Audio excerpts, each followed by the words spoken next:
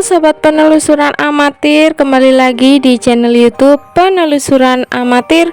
Jangan lupa buat kalian yang baru bergabung, silakan pencet tombol subscribe dan bunyikan juga lonceng notifikasi supaya kalian dapat video terbaru dari channel YouTube Penelusuran Amatir. Oke sobat penelusuran amatir, sudah siapkah kalian untuk mendengar cerita-cerita misteri yang akan kita bagikan di channel YouTube Penelusuran Amatir?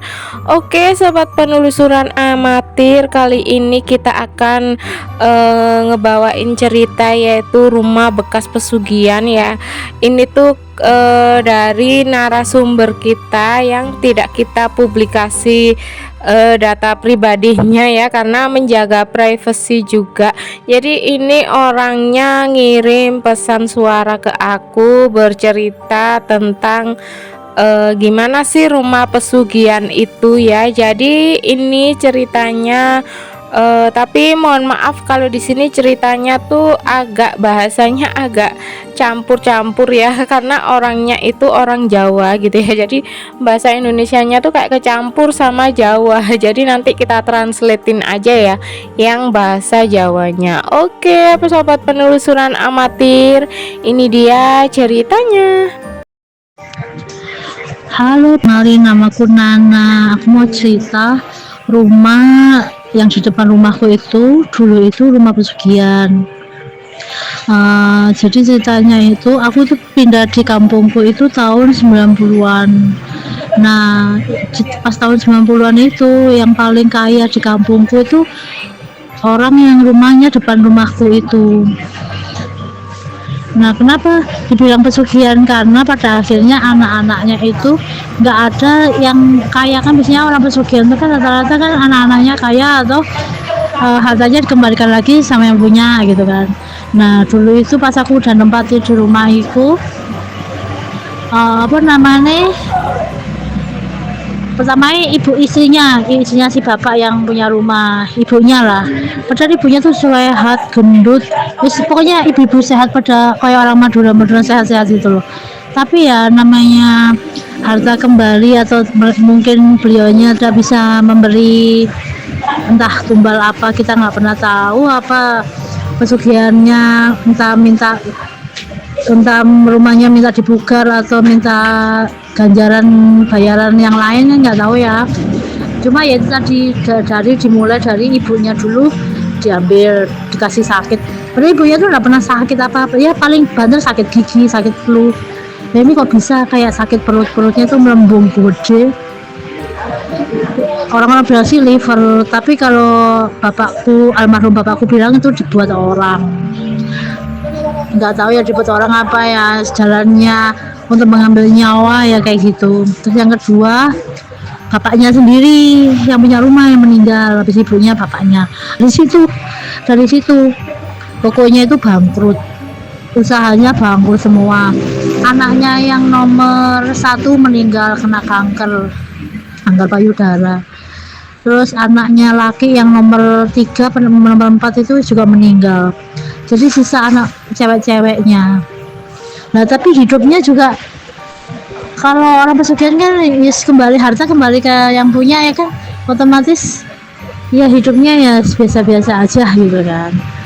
Cuma mungkin anaknya perempuan itu tidak mengikuti ajaran bapaknya, karena dulu itu sekolahnya di luar kota, jadi nggak tahu menahu urusan bapaknya ambil pesugihan atau gimana, kan nggak tahu gitu.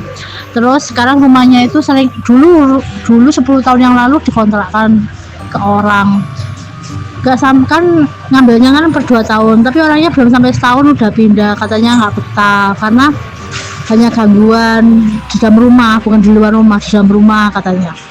Akhirnya ya udah dikembalikan uang sewanya, dan sampai sekarang itu nggak pernah dirawat. Yang rawat orang kampung kita, padahal kena hujan panas nggak pernah roboh sama sekali. Ya wis berdiri tegak gitu ya, cuma sing belakang genteng-gentengnya udah mulai bolong-bolong, cuma nggak pernah roboh rumahnya. Suatu saat ada teman datang ke rumah siang-siang itu siapa sih sing nginceng-nginceng. Saya kira rumah samping rumah kosong. Oh, tonggoku enggak, sini loh, inceng bahasa temanku gitu, inceng ngopo untuk rumah kosong, sumpah demi Allah. Pokoknya merinding lah dia cerita kayak gitu. Aku ndelok tok moto tok loro tapi nggak ada bentuk mukanya apa, itu cuma mata gitu. Nah di mana itu bentuk jendela, sedangkan aku nggak pernah selama tinggal di situ nggak pernah dihantui apapun.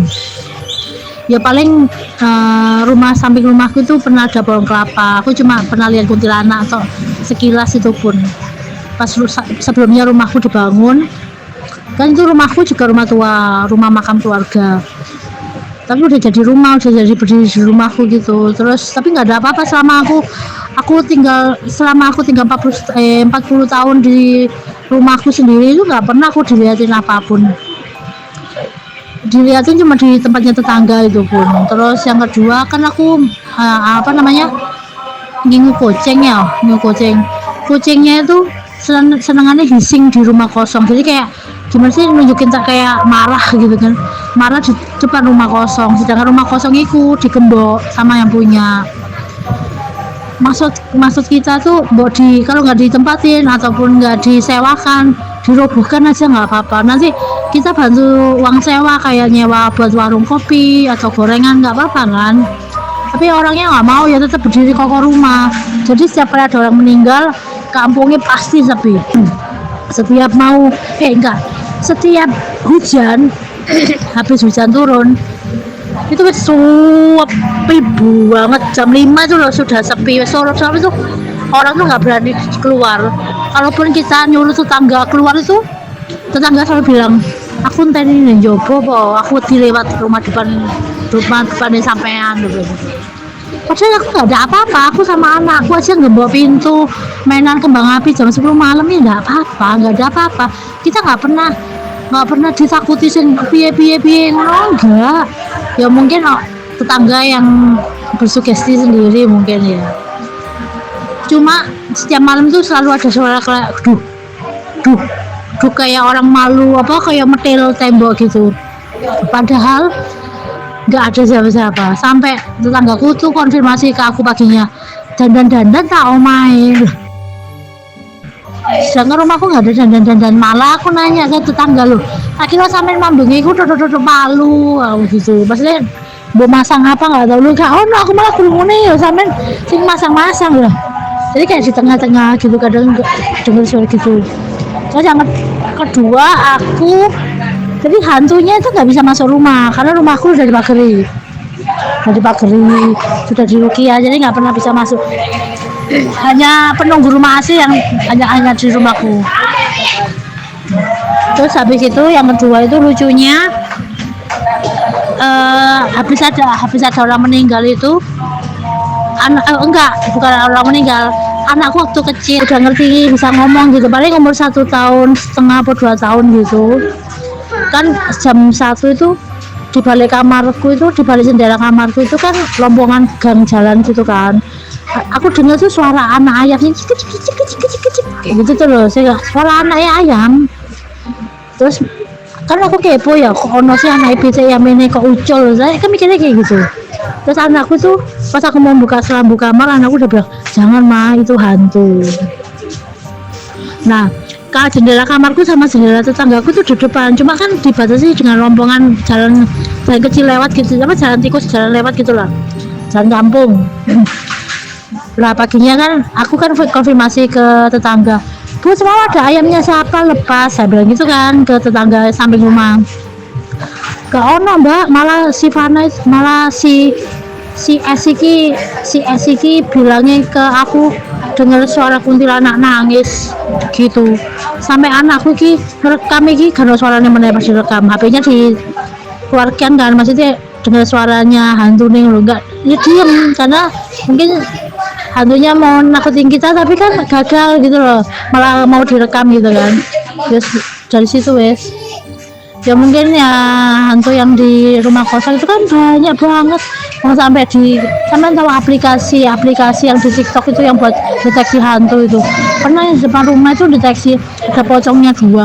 Ya pokoknya rumahnya itu serem, kalau sampai mau lihat sendiri, main-main ke rumahku bisa lah lihat sendiri, auranya tuh beda gitu loh. Wong sering Jadi mas-mas orang-orang sering kerja bakti ganti lampu, belum seminggu tuh lampunya wis mati, wis kokot. Bobo, mungkin hantunya nggak suka ya rumahnya dikasih lampu kayak gitu. Ya begitulah ceritaku di depan rumahku seperti itu, kurang lebihnya maafkan kata-kata saya yang pelintutan ini. Jadi aku menjelaskan apa yang aku dengar dan aku lihat sendiri gitu. Ada saksi matanya ya waktu lihat, cuma mata aja waktu temanku pertama itu siang bolong udah jam 12 begitu. Jadi hantu itu tidak pernah mengenal waktu, hantu itu tidak mengenal malam hari, siang pun juga nongol kayak gitu. Sekian dulu cerita saya, terima kasih sudah mendengarkan.